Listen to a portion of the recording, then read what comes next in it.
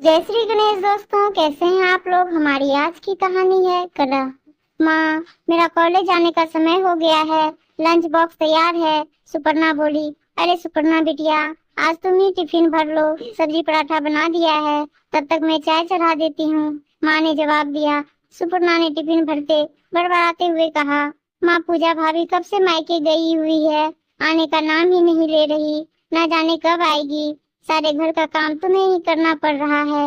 अरे बिटिया, सुबह सुबह काहे बड़बड़ा रही हो, जब आना होगा आ जाएगी, पहली बार तो नहीं गई। देखो तुम्हारे रजत भैया आ रहे हैं, अब चुप हो जाओ और कॉलेज जाओ। माँ ने कहा। सुपर्णा अपना लंच बॉक्स लेकर हाथ हिलाते हुए कॉलेज के लिए निकल गई। रजत ने रसोई में आते ही कहा, माँ जरा कड़क अदरक वाली चाय बना देना, रात में नींद ठीक से नहीं हो पाई थी, सर दर्द से फटा जा रहा है। मैं पिताजी के पास बैठा हूँ। थोड़ी देर में नंदिता जी सबके लिए चाय लेकर आ गई। बातों ही बातों में नंदिता जी ने बेटे रजत से पूछा, क्यों पूजा बहू कब तक आने वाली है।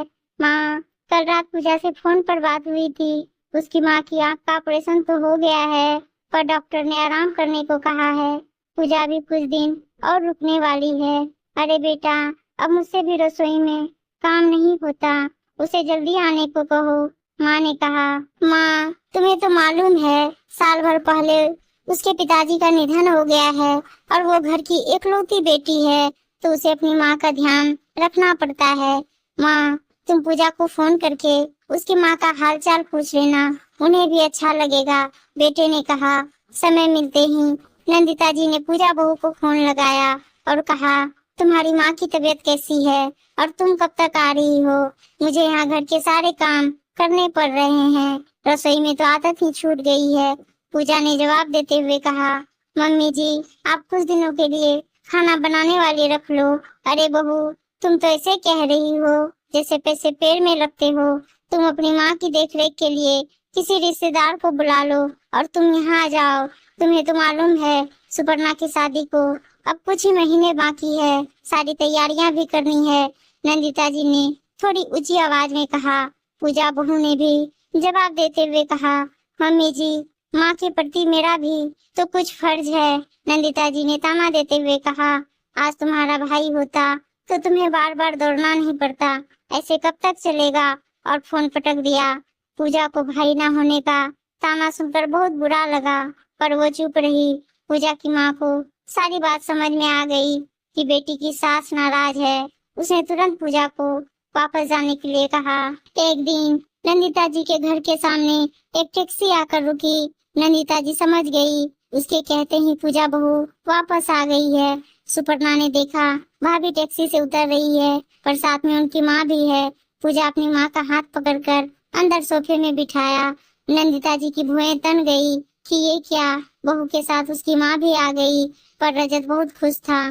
चलो, पूजा को अब आने जाने की परेशानी नहीं होगी। पूजा ने फ्रेश होकर सबके लिए खाना बनाया और अपनी माँ को सुपर्णा के कमरे में ले आई, पर सुपर्णा को यह पसंद नहीं आया। उसने तुरंत भाभी से कहा, भाभी मेरे कमरे में आपकी माँ, मुझे परेशानी होगी। अरे सुपर्णा, कुछ दिनों की तो बात है, तुम माँ के साथ रह लो, मौका मिलते ही।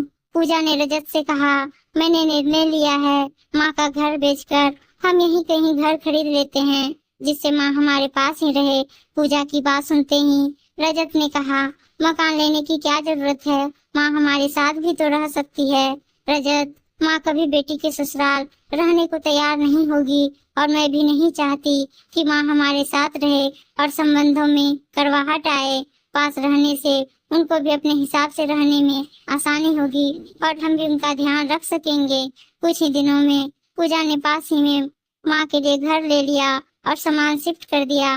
पूजा अपने घर से ही माँ के लिए चाय नाश्ता दोनों समय का खाना पहुँचा दिया करती थी और समय समय पर माँ की आंखों में दवाई डालना और दवाई देना नहीं भूलती।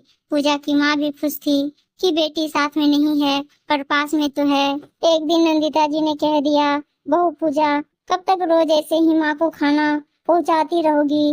माँ के लिए एक काम वाली रख दो, वो उनका पूरा ध्यान रखेगी और तुम्हारे पिताजी की पेंशन भी तो आती होगी, उनका खर्च चल जाएगा।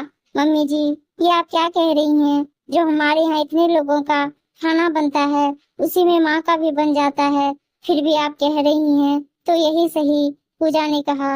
रजत को अपनी माँ की बातें बहुत बुरी लग रही थी, पर वह चुप रहा ताकि घर में किसी तरह का कलह ना हो। पूजा ने माँ के लिए एक आया प्रबंध कर दिया, पर पूजा रोज माँ से हाल चाल पूछने चली जाती। माँ को भी अच्छा लगता। माँ की तबीयत भी अब ठीक होने लगी थी। पूजा और रजत मिलकर सुपर्णा की शादी की तैयारियां शुरू कर दी। सुपर्णा की पसंद की हर चीज आने लगी। रजत ने भी पूजा के लिए सुंदर सा सोने का हार ले लिया। नंदिता जी देखते ही बोल पड़ी, अभी क्या जरूरत थी? अरे माँ, ननद की शादी है, भाभी के गले में नया हार तो बनता है, और ये सूट आपके लिए भी लाया हूँ। बेटी की शादी धूमधाम से करेंगे। रजत ने हंसते हुए कहा। शादी का दिन आ गया। बड़े ही धूमधाम से सुपर्णा शादी करके अपने ससुराल चली गई। ना जाने एक दिन पूजा को चक्कर आने लगे। नंदिता जी ने कहा, शादी की दौड़ भाग की थकान में चक्कर आ रहे होंगे। रजत ने तुरंत डॉक्टर को दिखाया। डॉक्टर ने हंसते हुए कहा, अरे ये चक्कर तो खुशखबरी के हैं, पूजा माँ बनने वाली है। घर में खुशियां छा गई। रजत बहुत खुश था। एक दिन अचानक रजत के पिताजी को दिल का दौरा पड़ गया और उन्हें तुरंत हॉस्पिटल दाखिल कराया गया। नंदिता जी का रो रो कर बुरा हाल था। रजत भी घबरा गया। तभी डॉक्टर ने आकर बताया, घबराने जैसी कोई बात नहीं है, माइनर अटैक आया है, कुछ दिन आराम करना पड़ेगा। नंदिता जी ने बेटा रजत से कहा, तुम जल्दी से सुपर्णा को फोन करके उसे बुला लो। तभी पूजा बहू ने कहा, मम्मी जी, रजत और मैं तो हूँ, सुपर्णा को बुलाने की क्या जरूरत है? अभी नई नई शादी हुई है, ससुराल वाले क्या कहेंगे? नंदिता जी ने नाराज होते हुए कहा, पूजा बहू, ये तुम क्या कह रही हो? उसके पिताजी की इतनी तबीयत खराब है, सुपर्णा के आने से उन्हें अच्छा लगेगा। रजत, तुम सुपर्णा को फोन करो। माँ, मैंने पूजा के कहने पर पहले ही फोन कर दिया था, कुछ घंटों में ही वो दोनों आ जाएंगे। नंदिता जी पूजा को देखते रह गई। उन्हें भी अपनी बेटी की याद आने लगी थी, जैसे पूजा अपनी माँ के बुलाने पर मायके चली जाती है। आज उन्हें भी अपनी गलती का एहसास होने लगा। उम्मीद है दोस्तों कहानी अच्छी लगी होगी, और अच्छी अच्छी कहानियां सुनने के लिए चैनल को सब्सक्राइब और वीडियो को लाइक शेयर जरूर कर दीजिएगा। धन्यवाद दोस्तों।